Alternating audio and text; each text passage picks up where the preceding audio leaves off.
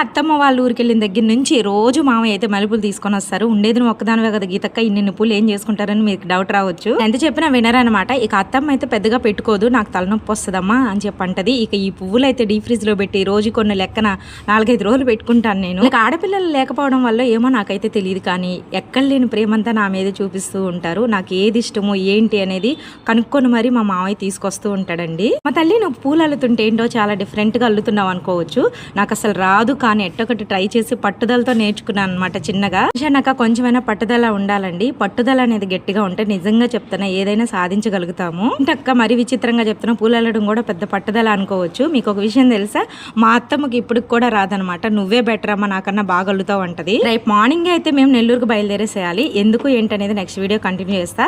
ఇక అత్తమ్మ వాళ్ళ ఊర్లోంచి అయితే వీడియోస్ రావండి. ఇంకా ఎర్లీ మార్నింగ్ బయలుదేరేసి అయితే నెల్లూరుకు వచ్చేయాలి. ఇక నెల్లూరులో వీడియోస్ వస్తాయి. వీడియో నచ్చితే లైక్ చేసి ఛానల్ సబ్స్క్రైబ్ చేసుకోండి.